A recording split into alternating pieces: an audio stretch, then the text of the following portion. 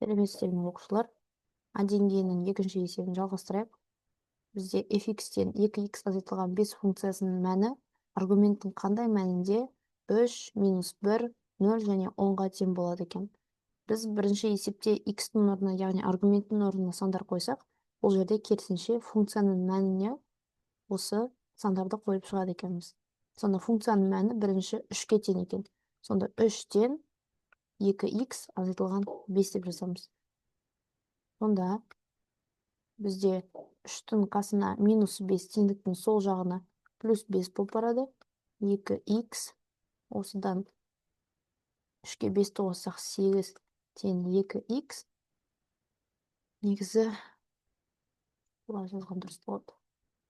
X-ті табу үшін біз 8-ті 2-ге бөледі екенбіз. 2 мен x-тің арасында көрінбейтін көбейту бар. Сонда екінші көбейткішті табу үшін көбейтіндінің мәнін 8-ді бірінші көбейткішке бөлеміз, яғни 2-ге бөледі екенбіз. Сонда бізде 8-ді 2-ге бөлсек, x-ің жауабы 4 болады екен. Яғни мына есепте аргументтің орнына 4 қойған кезде функцияның мәні 3-ке тең болады екен.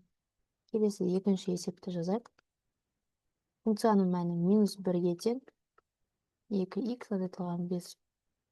Осы жерде минус 1 теңдіктің оң жағындағы минус 5, теңдіктің сол жағына барғанда плюс 5 болып барады. 2x өзі орнында қалады.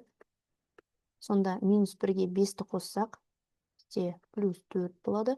X-ті табу үшін тағы да көбейтіндінің мәнін бірінші көбейткішке бөлеміз. Сонда бізде 2 деген жауап шығады екен. Үшіншісінде функцияның мәні 0-ге тең екен.